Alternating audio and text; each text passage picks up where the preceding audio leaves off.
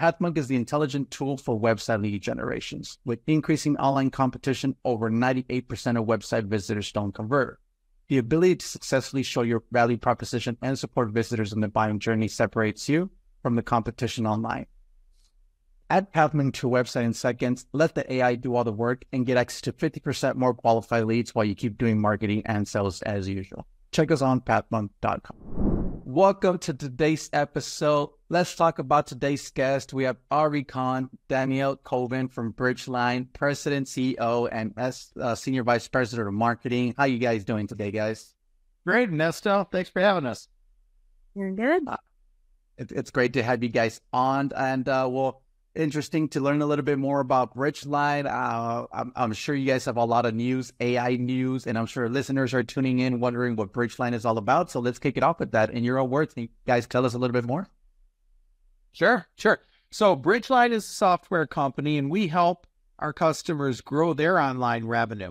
We've got three groups of products that do this. Groups that increase the traffic for the website, those that increase the conversion rate of that traffic into actual buyers, and then products that increase the average order value of each of those buyers. Hawk Search is one of our best-selling products right now, and we're very excited that we've recently released Zeus from Smart Search, and the Athena release, Zeus 2.0, so to speak, is coming out imminently.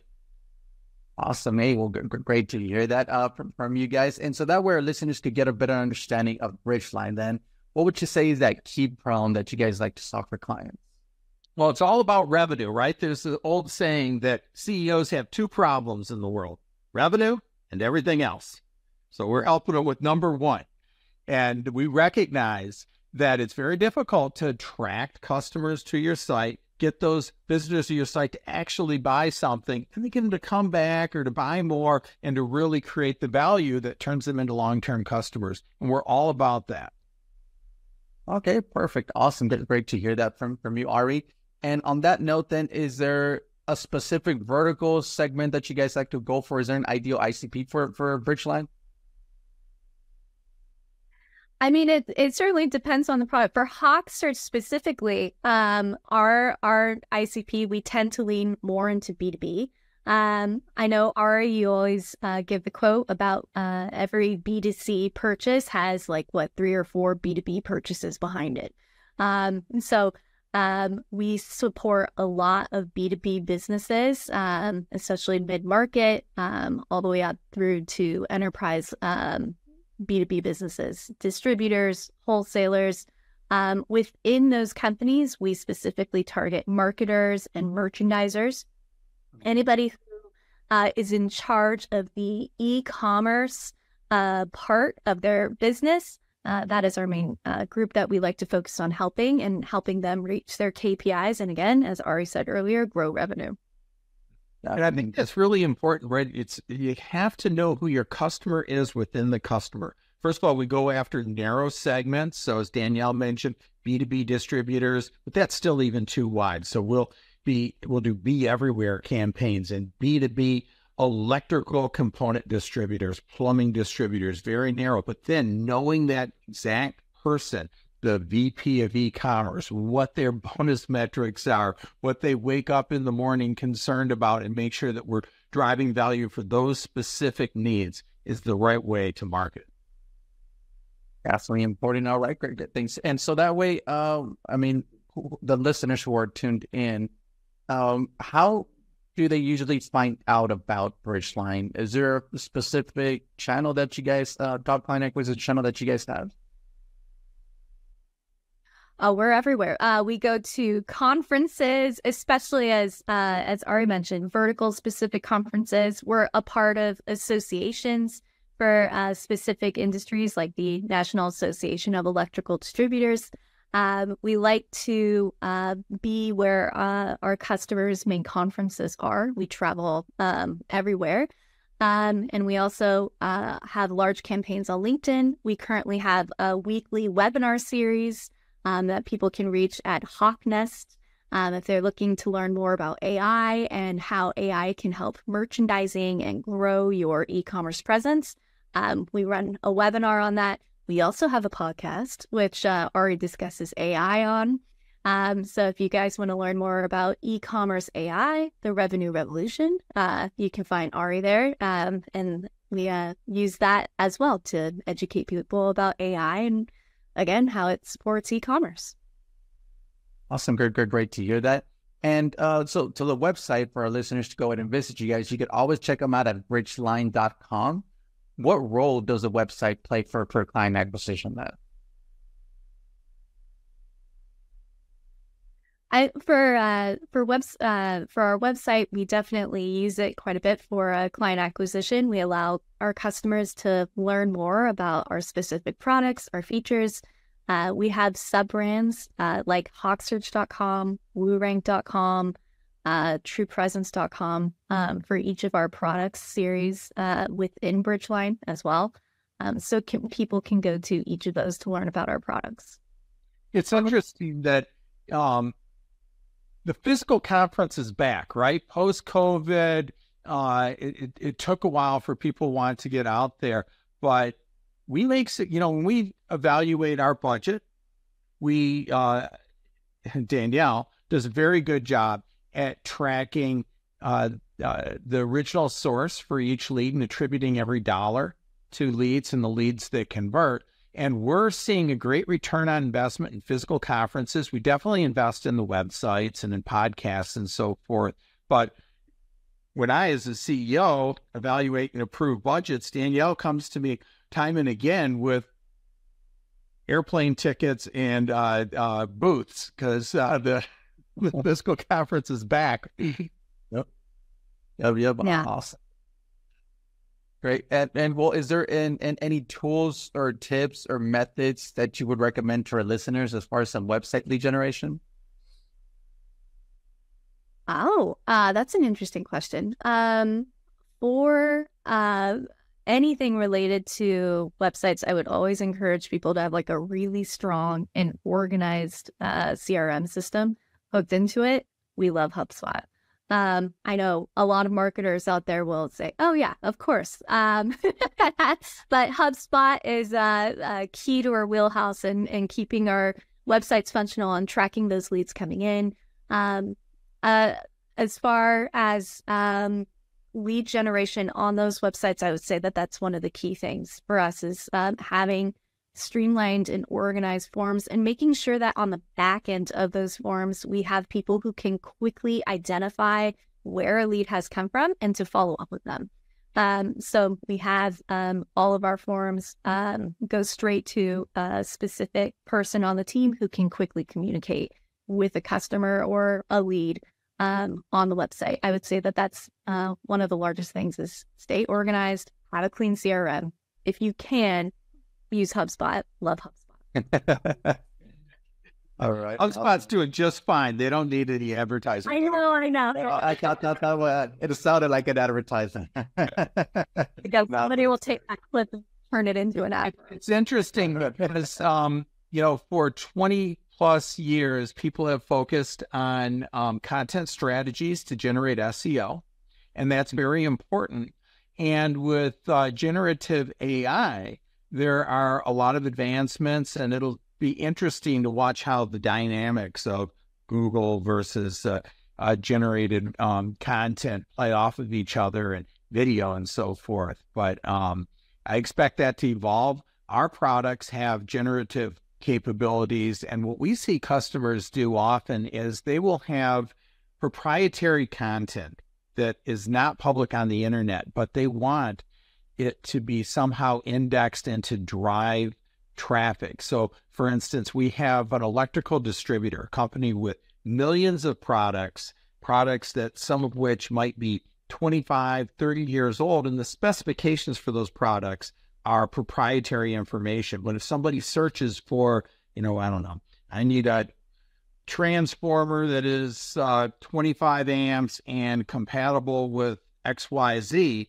although that information isn't something they want to be public, they'd like to show up on the search result for that.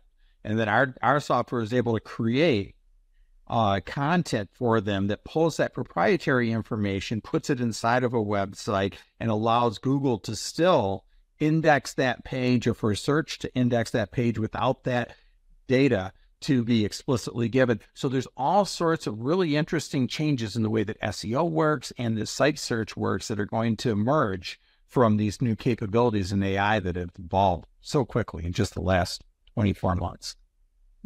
Definitely. So, I mean, yeah, go ahead. I was just going to say on top of that, because SEO, the way that the whole entire SEO industry is changing right now with these generative AI advances, the way that Google is going to be ranking things and the way that people will be searching is already changing. This past year, there's massive changes in the way that people search for things online, the way that they use keywords versus asking questions or using concepts.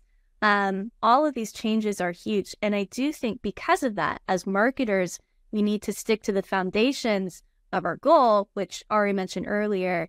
There's 3 areas within a website to drive revenue. There's bringing traffic to the website. There's converting that traffic. And then also making sure that each customer that is checking out with their shopping cart is increasing the average order of their shopping cart, right? So we need to stick to these foundational items as everything starts to get more complicated. We need to remember if we had a lot of traffic coming into the site, but perhaps our conversion rate is really low. If you can change that conversion rate from 1% to 2%, that's a huge game changer for your funnel, for your strategy. That's huge. So you need to start looking at conversion rate optimization. But, say you don't have very much traffic coming into the site, but you have a huge conversion rate. Well, then you need to bring more traffic in. So understanding these foundational pieces of your revenue strategy is going to allow for you to be able to create a really strong lead generation machine out of your website. And those analytics, which a lot of times you can actually even use AI systems to be able to model and help you understand whether you're better off investing in traffic or conversion at some point. We've got a product, e-commerce 360, that helps do that. But those metrics, I mean, that goes back to the age-old question of like, well, how good is a lead, right? I mean, all leads are not created equal. And if you charge your SVP of marketing to like just generate a bunch of leads, I'm sure she can. Right? I mean, is it going to help revenue or not, right? You need to connect the dots between all of that. And the metrics are really interesting, right? Oh, I increased my conversion from 1% to 2%. Actually, that means you just doubled your revenue. Right. 2 is 100% more than 1, right? But if I increased my conversion from 50% to 51%, I still increased it by 1, but I didn't really make a big impact, right? And as I increase traffic, my conversion could go down, but my net sales could still go up. And all of these different dynamics is a very complicated set. And, first of all, you can't improve what you can't measure. So you need to be able to measure everything. And you need to be able to have some A/B testing to be able to experiment. But you also need to have some serious analytics in the back end to model out where you should make that next investment. Definitely important. Awesome to hear from you guys on that, right? I mean, you guys like the way you guys mentioned it. Drive traffic, boost conversions, and raise that AOV, right? It's great to hear from you guys. And let's switch gears a little bit here, guys, and let's talk about you guys as a leader. I mean, you, Ari, being the CEO there, Danielle, you being the SVP of Marketing, 2 different things on a daily basis. But what do you guys focus on your day-to-day work? Okay, I'll take that first. So let's see. A big part of my focus is forecasting, right? We need to be able to allocate resources, not just marketing resources, but engineering and hosting and support and so forth. And you can't do that effectively if you don't have strong forecasting. So I actually spent a lot of effort working with our finance team to understand what our when our revenue trends are. Really, it's all about revenue. Expenses relatively easy to understand. You don't get blindsided with expenses so much, but you get blindsided with revenue sometimes, or at the lack there. So we spent a lot of time focused on that. And then, of course, the human aspect of the equation, making sure that you've got teams that are motivated and are able to punch above their weight, so to speak. All right. And what about you, Danielle? Yeah, I would say on the marketing side, the constant goal that we are driving towards all the time is generating leads and making sure that we have a good support system for our sales pipeline. So a lot of my work is making sure that we are bringing in high quality leads and that we are tracking those leads through a pipeline in an organized way. And that way we are able to make data-driven decisions and that it doesn't, we don't just drop a list off and say, hey, here's 500 leads to a sales team. Good luck. We're going to follow that lead all the way through the process. We want to monitor our leads, from their first touch point, their first experience with Bridgeline, all the way through to close.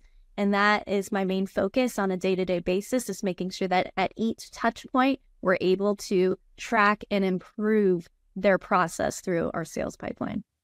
One of the important things that Danielle has done is that she has created stages in the pipeline that are rigorously defined and unambiguously defined, so that if you reach, for instance, one of her first stages, not the first, but one of them is the SQL, Sales Qualified Lead, which has very specific requirements. And it doesn't matter so much which requirements you have. What matters is that they be unambiguously defined so that you can, over time, forecast what percentage of leads that meet those specific criteria ultimately turn into a sale. And this is how you build a forecast. So what's your SQL requirements? Use BANT. If anyone is familiar with budget, authority, need, timeline, anyone in sales might be able to remember that one. But we use need and timeline.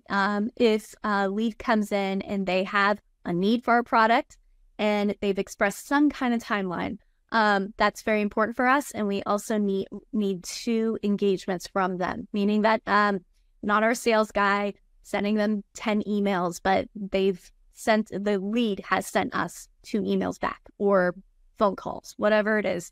That's very important for us in our SQL process. And our Salesforce guy, Ant, he's done a wonderful job creating different formulas so that way we can automate the tracking of that. It's not manual for anybody on the team. And we can identify, this is an SQL, this is just a lead that needs to be warmed up, it needs to be nurtured, it goes into an engagement process. So stages, really, there's 2 things on my mind that are really important about having a pipeline with stages. The first one is forecasting, and that can only happen, every stage doesn't have to be super rigorously defined, but you have to have enough rigorously defined that you can build up a history over time and see what percentage of leads that hit that qualification mark close, and then you can forecast. And then the second reason why it's important to have stages in a sales pipeline is to create a process and a culture that is consistent. You can't have a bunch of salespeople that are all doing their own thing and are too smart to follow the rules and so forth. It turns into chaos. It creates things that are inefficient. You don't know which guy to send to a conference and which guy to believe when he says he's got something that's going to close by the end of the quarter and so forth. So it always, there's a million processes, and it doesn't necessarily matter which one you use, but you have to use one. We use Sandler, and to educate people as to what the different, even the vocabulary is within that process, so that people are speaking the same language and are efficient. People are labeling their leads in the same way so that you understand who needs help and so forth. So I really think that we've got a strong model for sales, and it's because we recognize those 2 aspects, and we have rigor at not every stage, but enough stages that you can create a trend. Definitely. All right. Awesome to hear from you guys. And well, let's jump into our next section here then, which is our rapid fire question rounds. Are you guys ready for them? Sure. All right. First off then is, what is the last book that you guys read? Oh boy, here we go. What is the name of it, Danielle? The writing book from Lebec, Aaron Lebec. High Value Writing. High Value Writing. We bought like 20 copies of this, given it to everyone on Danielle's team, every salesperson. High Value Writing, Aaron Lebec. Great, fast read. Makes you into a super efficient communicator and a great writer. And if Ari Lebec ever watches this, then we need her to know we're her biggest fans and bring her. Bridgeline probably buys out all of her books on Amazon like once a month. I've even bought them for my brother and my niece. Yeah. Definitely, all right. Great reads there. Next is is Suze and is the new Suze 2.0 the main focus right now at Bridgeline, or is there something what's going on there at the moment? Yeah. So Zeus and Zeus 2.0 Athena, which are our internal code names for Smart Search, are definitely our main focus. And this was driven a lot by Gartner, who really brought to our attention some of the latest trends in large language models and vector databases that we were already working on, but we didn't realize how ready the market was for them. So thanks to them for that. But our engineering team, probably 75% of the people are working on Zeus, and the other 25% wish they were working on it. All right. Awesome. Great to hear that. Next then is, if there would be no boundaries in technology, what would be that one thing that you want to have fixed for your role as a marketer today? Ari, do you have an answer for that one? I'm trying to think if I can any. I think that I would love to see consistent lead generation. So understanding where to go, conference, landing page, a video, whatever, and to be able to just have a pipe with 1,000 good leads every week coming in. You automate that for me, and Danielle gets to go on vacation, and I get to sleep at night. Yeah, that's a big dream. I like that one. I think I agree with that 100%. So do I. Great that. And well, lastly, guys, I mean, you guys already have a lot of experience already in the marketing world, but what is that one piece of advice that you guys would give yourself if you guys would restart your journey as a marketers today?